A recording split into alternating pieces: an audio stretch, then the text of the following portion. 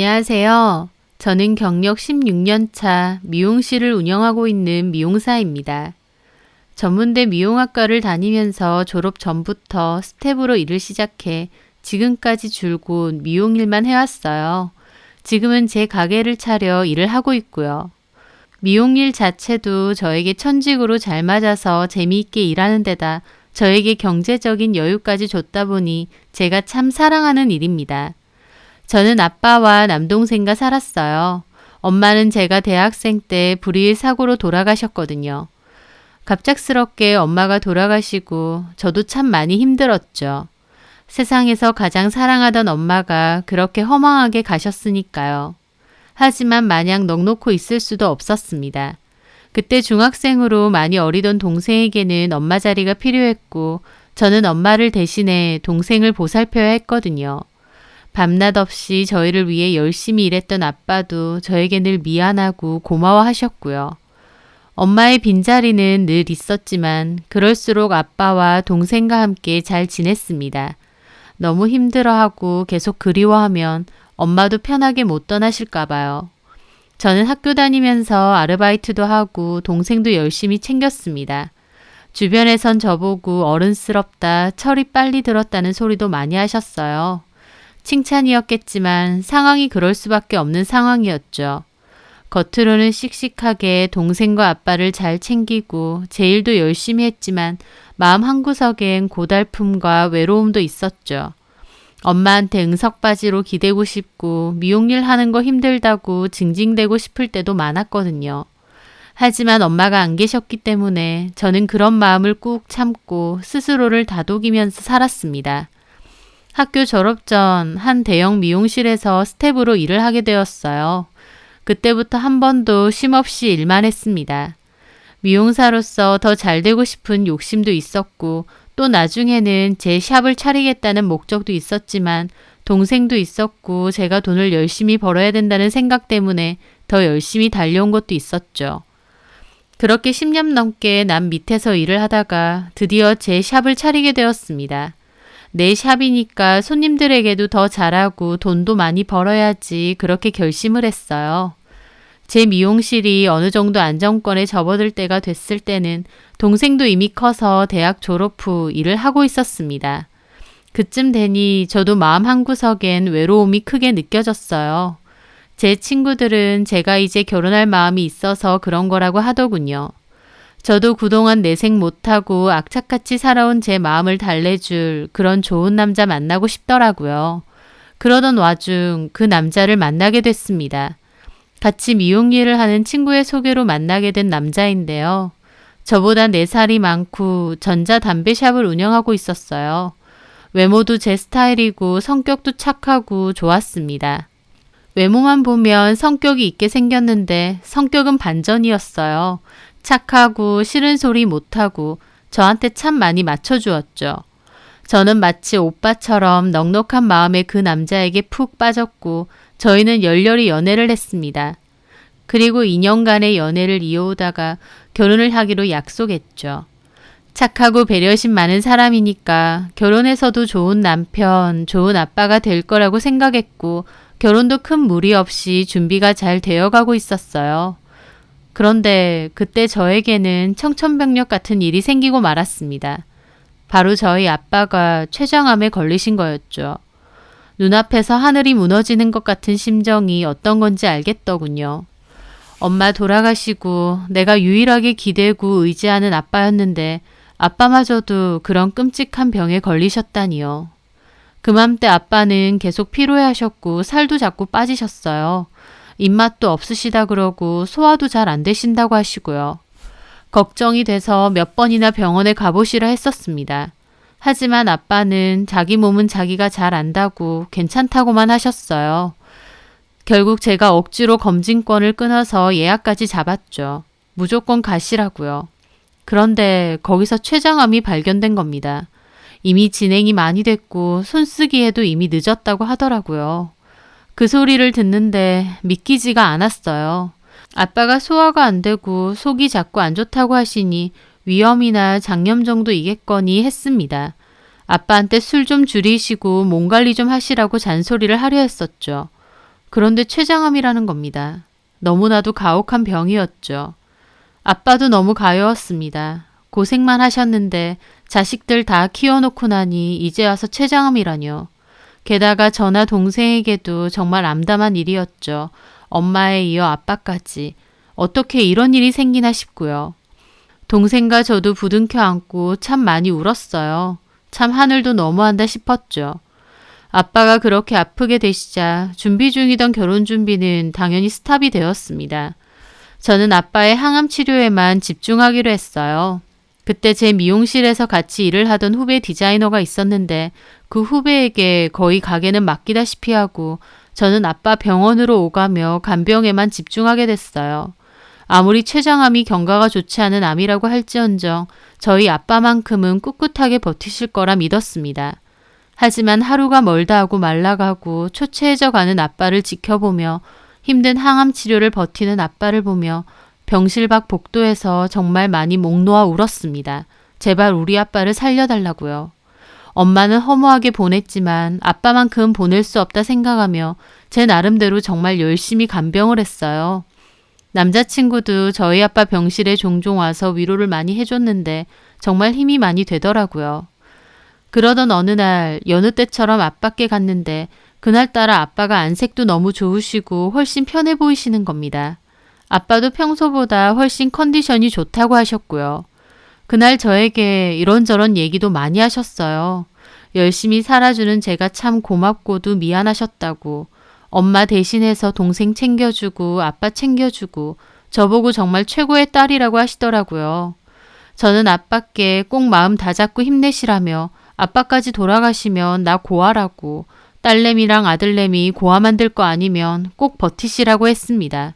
완쾌하셔서 나 결혼하는 것도 보고 손주 나오면 손주 재롱도 보시라고요. 아빠도 힘내겠다고 알겠다고 하셨어요. 그런데요. 그날 새벽 아빠는 돌아가셨습니다. 상황이 급격히 악화되었고 손 써볼 도리도 없이 급작스럽게 돌아가셨어요. 그날 낮에 분명 건강하고 훨씬 편해 보이는 아빠를 뵙기에 그렇게 갑자기 돌아가셨다는 게 믿기지 않고 더 힘들더라고요. 아마 돌아가시기 전 마지막으로 반짝 좋아지셨던 모양이었습니다. 아빠가 돌아가시니 정말 삶의 의지가 사라지더라고요.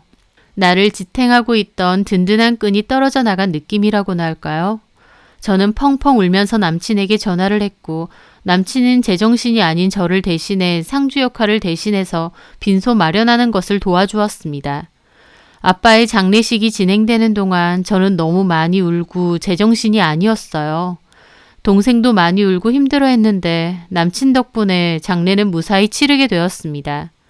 장례식에는 예비 시부모님도 오셔서 저를 달래주셨어요. 부모 다 돌아가시고 참 불쌍하다며 안아주시더라고요. 그런 위로들이 참 감사했습니다. 그렇게 아빠를 보내고 나서 저는 왜 아빠마저 이렇게 내 곁을 떠나셨을까 참 많이 힘들었어요. 한동안은 술도 정말 많이 마셨죠. 그런데 남친은 그때마다 자기가 저의 가족이 되어준다고 위로를 해주었습니다. 그게 참 말도 못하게 고맙고 든든하더라고요. 아빠의 49제가 끝이 나고 저는 다시 결혼 준비를 하기로 했습니다. 아빠까지 돌아가시고 나니 빨리 결혼해서 가족을 만들고 싶은 마음도 커졌거든요. 제가 사회생활도 훨씬 먼저 시작했고 모아놓은 돈도 남친보다 많았습니다. 그래서 결혼 비용은 제가 7, 남친이 3 정도의 비율로 돈을 합쳤어요. 그걸로 집 알아보고 혼수도 했고요. 결혼식 후 신혼여행을 갔다 와서 시댁에 가게 됐는데 어머님이 그러시더군요.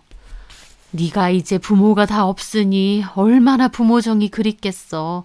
자주 보자. 우리가 현영이 네 부모가 되어줄 테니까. 진심으로 저를 안타까워하시는 어머님의 말씀이 감사해서 눈물까지 글썽였습니다. 든든한 남편과 자신들을 부모로 생각하라는 시부모님. 참 고맙고 저도 앞으로 잘하고 싶은 마음도 컸어요. 저를 참 많이 생각해 주시는구나 싶었고요. 그때까지만 해도 내가 비록 부모복은 없어서 부모님을 일찍 떠나보냈지만 남편복, 시댁복은 있나 보다라고 생각할 정도였으니까요. 그렇게 저는 새로운 가족을 맞이한다는 마음으로 결혼 생활을 시작하게 되었습니다. 그런데요, 막상 시작된 결혼 생활에선 어머님, 아버님이 제 생각과는 많이 달랐습니다. 결혼 후 어머님이 그러시더군요. 우리 집에 자주 와라. 우리도 자주 갈 테니 왕래 많이 하면서 지내자. 네가 부모도 없고 얼마나 마음이 허하겠어. 솔직히 저 생각해 주시는 건 고맙지만 어머님과 아버님은 말끝마다 네가 부모도 없고 라는 소리를 잘하셨어요. 그게 거슬리게 느껴질 때도 많았죠. 하지만 시부모님이 아기가 있어서 그러신 것도 아니고 그냥 표현 방법이 워낙 직설적이셔서 그런가 보다 하고 좋게 넘겼습니다. 그리고 시부모님 말대로 정말 자주 뵙게 되었어요. 남편과 저는 둘 다 자영업자다 보니 휴문날을 맞췄거든요. 그 휴문날은 어김없이 시부모님 댁에 가게 되었어요. 게다가 평일에는 자주 저희 집으로 오셨고요. 시부모님은 두 분 다 일은 안 하셨습니다. 시어머니는 집에 계시고 아버님은 가끔 공공근로 하시는 거 말고는 노령연금 받으면서 사셨습니다. 두 분 다 딱히 일은 없으시고 시간은 많으시다 보니 저희 집에 오거나 저희를 부르시는 일이 굉장히 잦았습니다. 어머님은 저에게 현영아, 우리 집 와서 진세랑 푹 쉬다 가라 라고 하셨지만 막상 제가 시댁에 가게 되면요. 오히려 일할 때보다 더 바빴어요. 장도 제가 봐오고 밥 준비도 제가 하고 식사 후 뒷정리도 다 제 몫이었죠. 남편과 시부모님은 거실에 둘러앉아 하하호호 TV 보고 계시고요. 일 끝내고 저도 좀 실라치면 과일 내와라, 밥 좀 해놓고 가라, 찬장에 있는 그릇들 한번 닦아야 되는데 손이 안 닿으니 좀 해달라 등등 일도 참 다양하게도 많이 시키셨어요. 덕분에 저는 시댁만 가면 더 할 일이 많고 바빴습니다. 그런데도 시부모님은 부모도 없는데 시부모하고라도 이렇게 오손도손 지내니까 훨씬 낫지? 사람은 사람 정을 느끼며 살아야 돼. 네, 라고 하십니다. 그뿐인가요? 퇴근하고 와서 집에서 좀 쉬고 싶은데 어머님 아버님은 아무 때고 초인종 누르세요. 우리 왔다 하시면서요. 그러면 저는 또 못 쉬고 밥 챙겨드리고 과일 챙겨드리고 어머님 아버님이 옆에 앉아서 내내 주변 친구들 얘기, 이웃집 얘기, 트로트 얘기 등 저는 별로 관심도 없는 얘기를 몇 시간이나 들어드려야 합니다. 저는 피곤해서 쉬고 싶은데 어쩔 수 없이 어머님 아버님 얘기를 다 들어드리는 거였죠. 오히려 남편은 피곤하면 들어가 버리는데 저는 그럴 수가 없었습니다. 그렇게 몇 시간이고 계시다가 시부모님 댁까지 태워다 드릴 때도 많았고요. 저도 하루 종일 서서 일하는 거다 보니 육체적으로 피곤할 때가 많은데 그럴 때는 정말 녹초가 돼서 집에 돌아오곤 했죠. 잘하고 살겠다고 마음 먹었으니 또 그럴 수도 있습니다. 그런데 제가 정말 어이없는 건 어머님 아버님은 그렇게 하는 것들이 다 진심으로 저를 위한 행동이라고 생각하시는 거였어요. 부모도 없이 얼마나 마음이 허하고 외로워. 시부모도 부모다 생각하고 이렇게 복닥복닥 지내면 너도 훨씬 낫지. 안 그러니? 어머님은 자꾸 저보고 훨씬 좋지 않냐며 그렇다고 대답하기를 강요하셨습니다. 처음에는 웃으면서 네 했지만 갈수록 속이 갑갑하더라고요. 왜 자꾸 저 부모 없다는 소리를 하시면서 무작정 찾아오고 또 본인들이 오고 싶어서 오시는 거면서 그걸 저 위해서라고 핑계를 대시나요? 저는 그렇게 해달라고 한 적이 없는데요.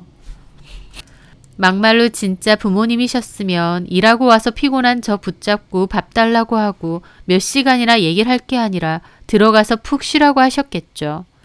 제가 이런 얘기를 남편에게 하소연하면 남편은 엄마 아빠가 적정하신데 여기 말고 딱히 가실 데도 없어서 그래. 좀 이해해줘. 하고 아무렇지 않게 넘깁니다. 제가 시부모님께 말 좀 전해달라 해도 자기는 그런 말 못한다고 그냥 넘기고요. 시부모님과 같이 사는 것도 아닌데 같이 사는 것 이상으로 피곤하고 힘들더라고요.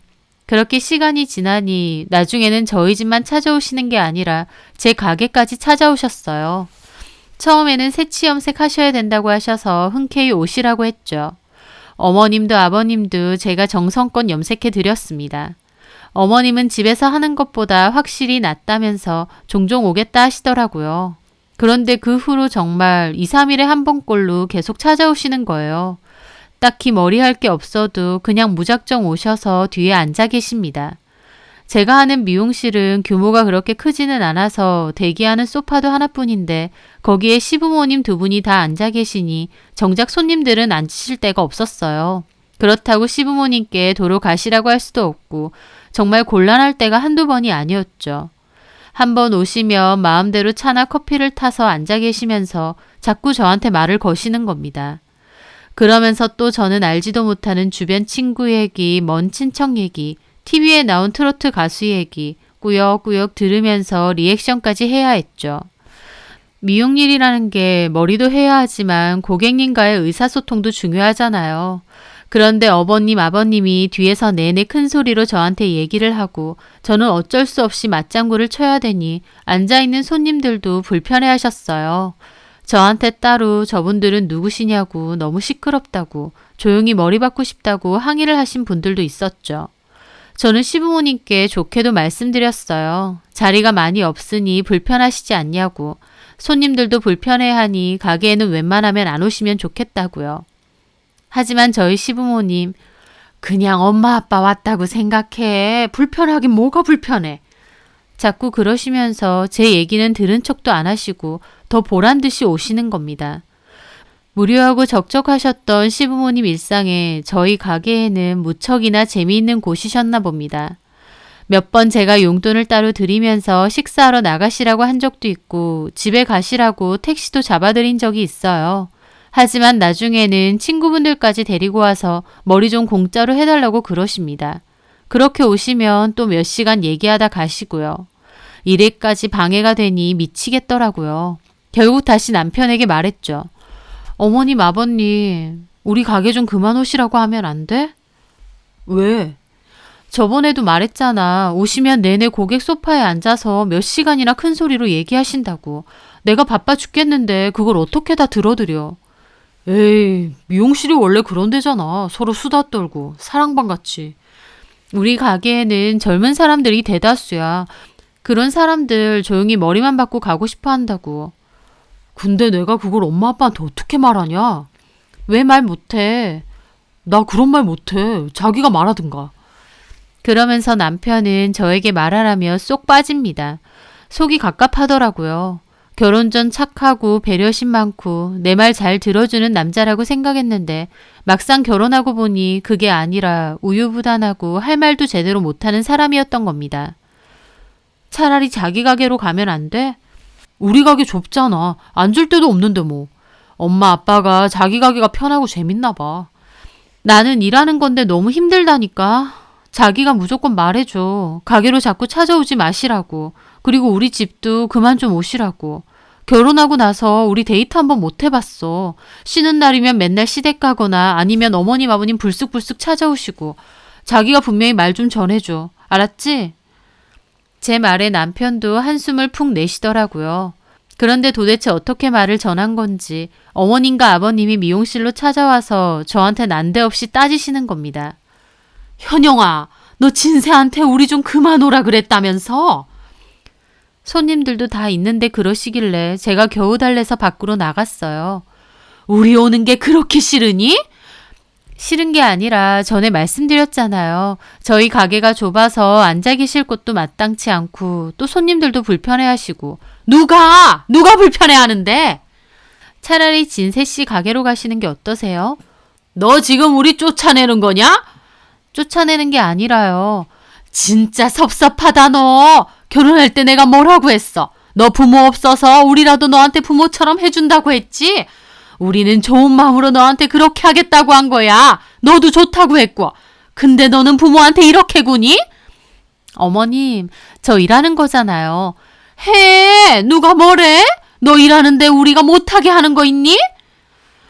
진짜 미치겠더라고요. 일단 돌아가시라 하고 택시비까지 쥐어드렸습니다. 어머님, 아버님은 여전히 화가 덜 풀려 일 끝나고 집으로 바로 오라고 하셨어요. 그날 미용실에서 다시 일을 하는데 심란해서 일이 손에 안 잡히더라고요. 그리고 그날 마치고 남편과 시부모님 댁으로 갔습니다. 어머님은 제가 들어서자마자 섭섭함을 토로하셨어요. 진짜 섭섭하다. 우리가 너한테 가는 게 그렇게 싫었니? 톡 까놓고 말해서 현영이 너 부모도 없는 거 우리 쪽에서도 결혼 반대하려면 얼마든지 할 수 있었어. 근데 너 불쌍하고 안타까워서 결혼시켰다. 그리고 우리 딴에는 너 외롭지 않고 허한 마음 갖지 말라고 신경 써서 자주 찾아가고 얘기하고 그런 거야. 근데 뒤에 와서 남편 시켜서 그만 찾아와라 불편하다는 소리 전하게 하고. 너 그렇게 안 봤는데 참 그렇다. 그걸 듣는데 저는 속에서 뭐가 얹힌 것처럼 갑갑했습니다. 듣다 보면 왜 사람을 자기 마음대로 불쌍한 취급을 하는지 모르겠더라고요. 뭐만 하면 너는 부모가 없으니 어쩌고 하는데 말은 제가 안쓰럽고 가여워서 자기들이 부모 노릇은 해준다지만 솔직히 들어보면 그걸 오히려 시부모님들은 제가 부모가 없는 걸 제 약점으로 삼고 자기들 마음대로 하려는 것 같았습니다. 그래서 저도 참다 못해 그랬죠. 어머님, 아버님, 저 일하는 곳이고 손님들 앉아 계실 곳인데 그렇게 몇 시간이고 앉아 계시면 손님들도 당연히 불편해하시죠. 저번에는 자리가 없어서 서 계신 분도 계셨어요. 그리고 자꾸 저보고 부모가 없다 그러시는데 솔직히 그 말도 저 듣기 불편합니다. 아니, 그걸 그렇게 받아들이면 네가 꼬인 거지. 우리 딴엔 네가 부모가 없어서 외로울 테니 우리가 부모 역할 해준다 그런 뜻 아니야. 어떤 부모 역할을 말하시는진 모르겠지만 저 괜찮고요. 어쨌든 앞으로 미용실 불쑥불쑥 안 찾아오셨으면 좋겠어요. 저희 집에도요. 저 몸이 안 좋아서 먼저 가보겠습니다. 저는 그렇게 말하고 자리를 떠났습니다. 따라 나온 남편은 왜 부모님께 그렇게까지 말하냐며 저보고 사과하라고 하더라고요. 부모님 크게 상처받으셨고 섭섭해 하신다고요. 저는 남편에게도 말했죠. 자기야, 자기 역할 좀 똑바로 해. 나랑 결혼했고 내 남편이면 그 역할도 제대로 하란 말이야. 아버님, 어머님 매번 찾아와서 나 일하는 거에도 지장 있고 힘들다고 여러 번 말했잖아. 그러면 자기가 나서서 부모님께 잘 말씀드려야 되는 거 아니야? 말했잖아. 적당히 잘 말해야지. 대놓고 그렇게 말하면 싸우라는 것밖에 더 돼?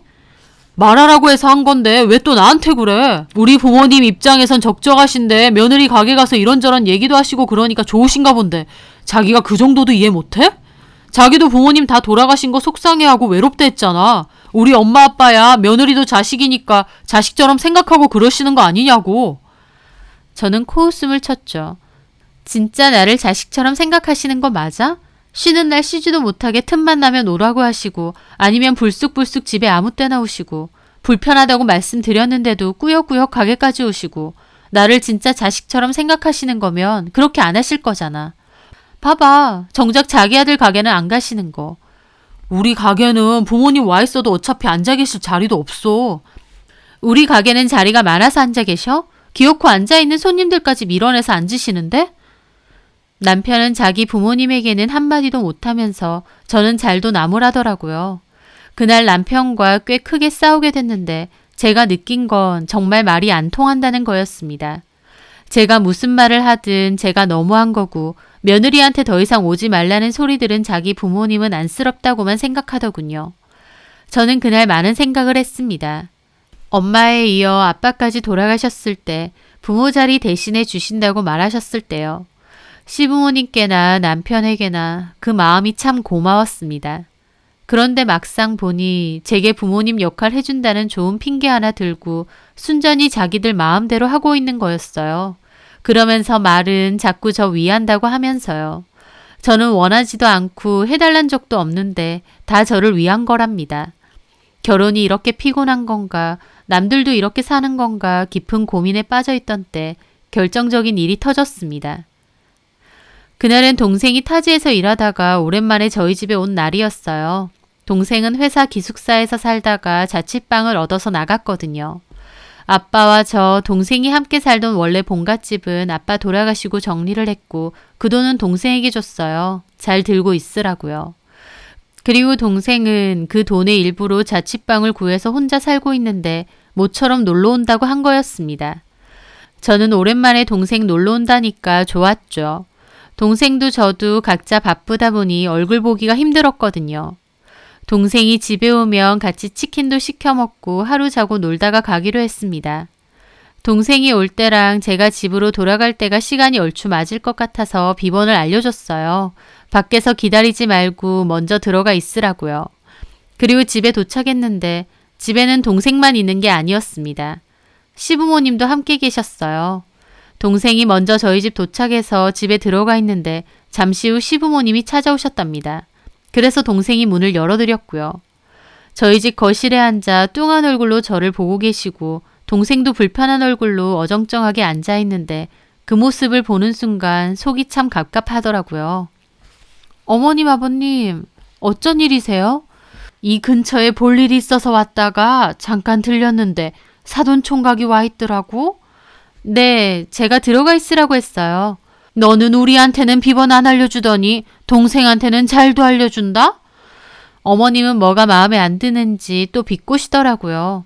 왜 오셨을까? 모처럼 동생하고 얘기도 좀 하고 편하게 쉬려 했는데 싶었죠.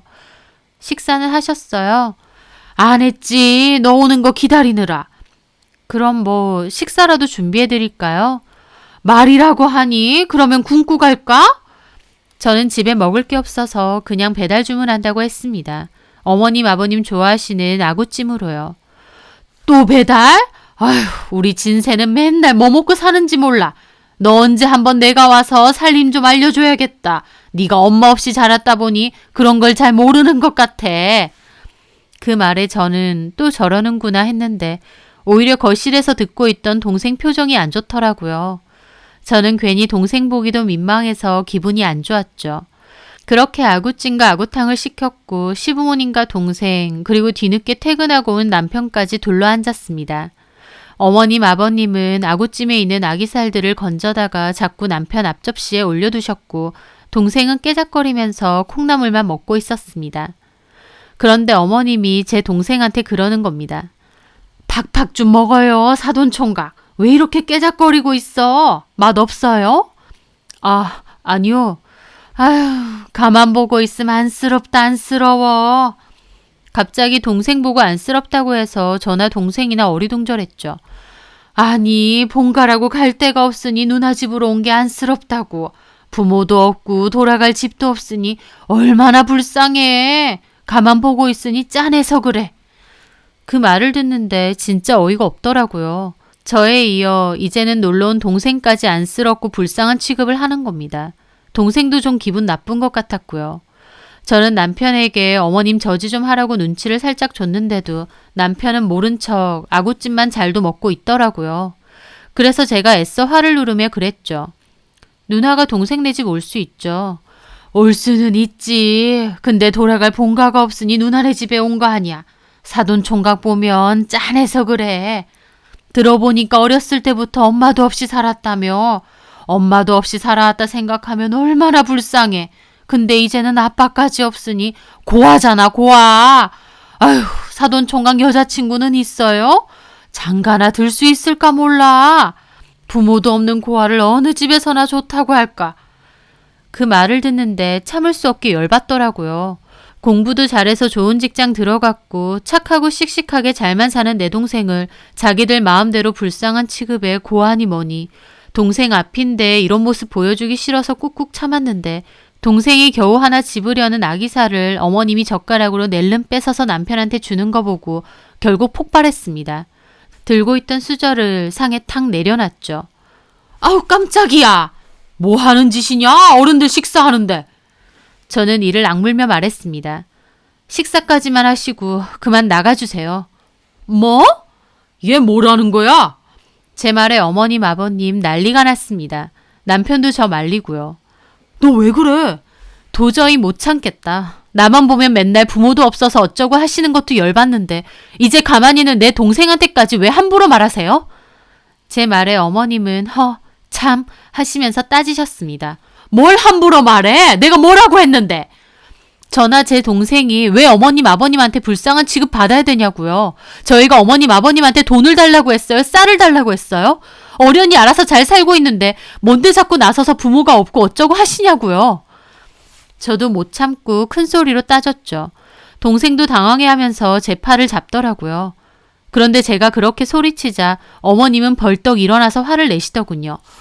이거 말하는 것 봐. 야, 내가 너한테 틀린 말 했니? 없는 부모를 없다고 하지. 부모 없는 자격지심을 왜 우리한테 풀고 난리야? 저 자격지심 없는데 어머님, 아버님의 자격지심 만들어주시네요. 말끝마다 부모 없이 어쩌고. 진짜 정도껏 하세요. 저 싸가지 봐라. 이것 봐. 부모도 없는 거 결혼 허락했더니 저 따위로 말하는 거 보라고. 네가 부모도 없고 기댈 곳도 없으니 불쌍해서 신경 써준 거야. 그걸 이따위로 받아들인 거면 네가 꼬인 거지. 기댈 곳이요? 그러면 진세씨 기댈 곳은 어머님 아버님인데 진짜 기댈 곳은 맞아요? 부모로서 뭐라도 해줄 게 있어야 기댈 곳 아닌가요? 기댈 곳은 개뿔. 결혼할 때 돈 한 푼 보태주신 거 없고 지금도 생활비 안 보내면 생활도 어려우시면서 기댈 곳은 뭔 기댈 곳인데요. 오히려 어머님 아버님이 저희한테 기대는 거 아닌가요? 야, 그만해 너. 남편은 화를 내며 저만 말리는 겁니다.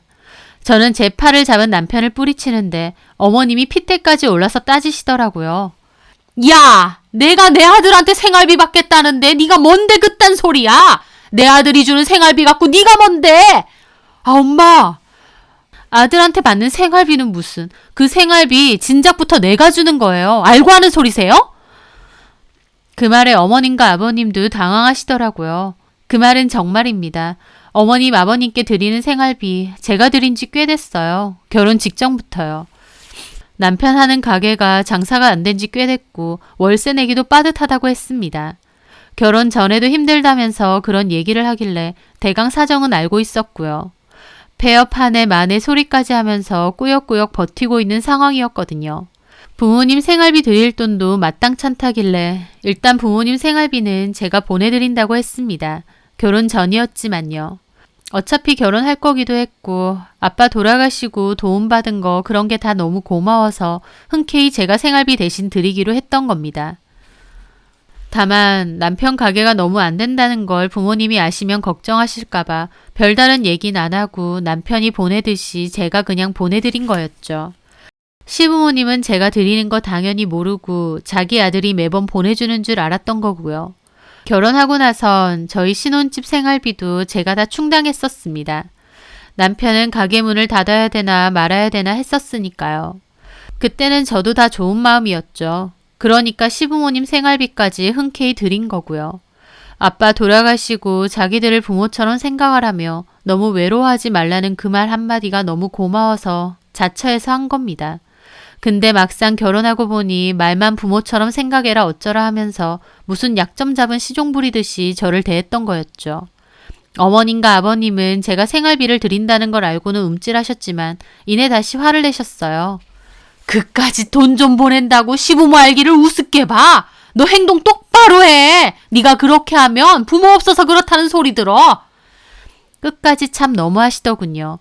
저는 그 말에 참지 못하고 아악 소리를 질렀습니다. 속이 터질 것 같았거든요. 진짜 노이로제 걸리겠네요. 그놈의 부모 없다는 소리. 저 더 이상 못하겠습니다. 당신들한테는 내가 부모가 없다는 게 대단한 약점이라도 되는 것처럼 유세 떠는데 당신네들 같은 부모 필요 없어요. 그러니까 나가세요 당장.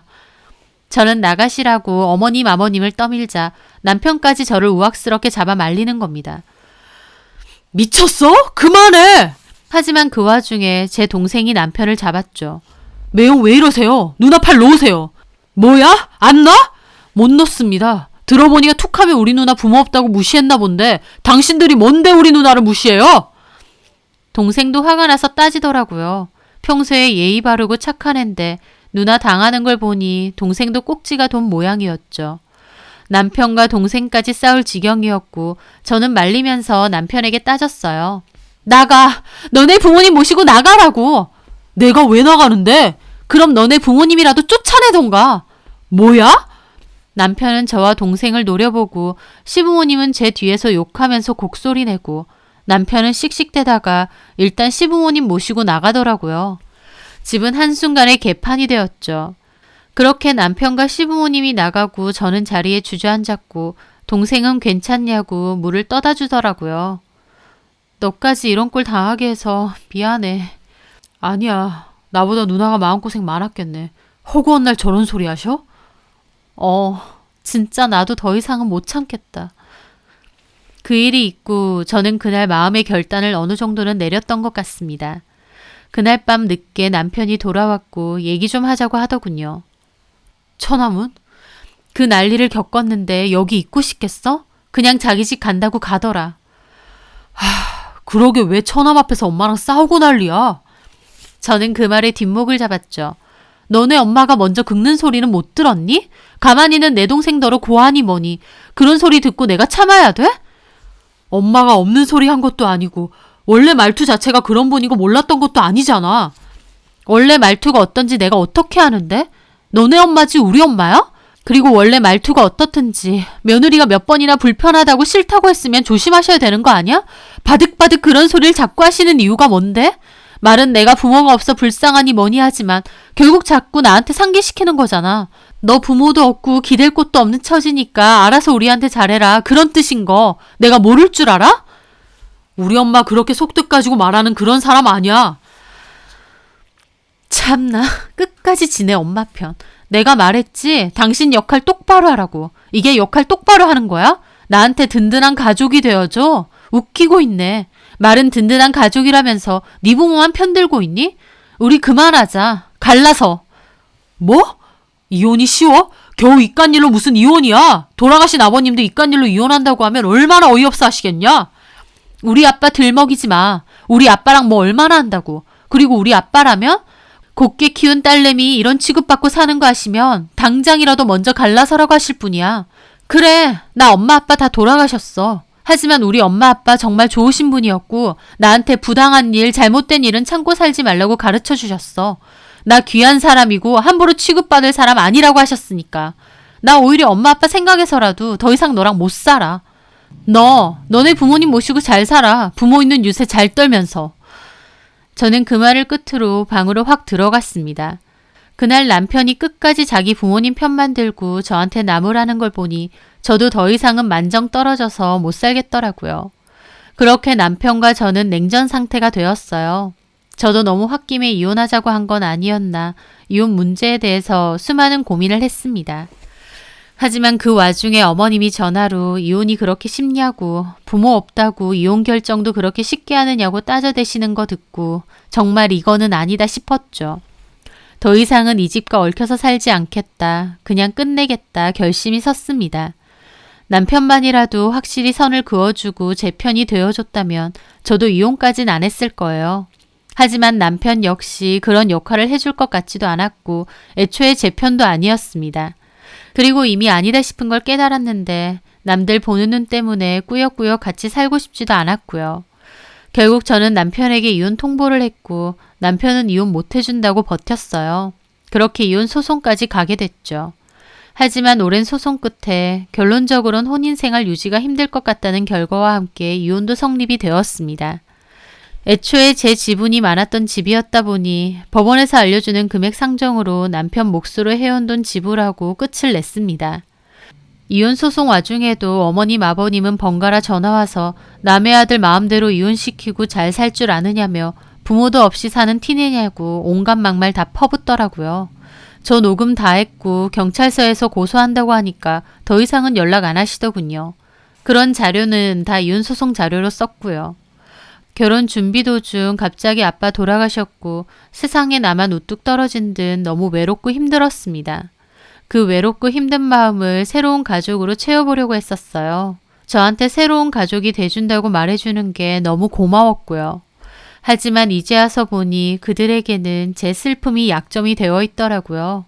그분들은 저에게 부모가 되어주신다 어쩐다 했지만 그럴 생각은 없으셨던 것 같습니다. 정말 그런 마음이 조금이라도 있으셨다면 오히려 저에게 그런 식으로 말하고 행동하진 않으셨을 것 같거든요. 어머님은 저에게 기댈 곳도 없다고 했지만 제가 왜 기댈 곳이 없나요? 내 능력, 내 직업이 제 기댈 곳인데요. 또 든든하고 듬직한 제 동생도 있고요. 저는 돌아가신 엄마 아빠 생각하며 더 열심히 꿋꿋하게 살아갈 겁니다. 제가 힘들지 않고 상처받지 않고 잘 살아가는 모습을 그 누구보다 바라실 테니까요. 이혼하고 다시 혼자가 되었지만 오히려 마음은 홀가분합니다. 좀 더 마음이 단단해졌다고나 할까요? 제일 열심히 하고 동생하고 잘 지내면서 그렇게 꿋꿋이 살아가려 합니다. 제 사연 들어주셔서 감사합니다.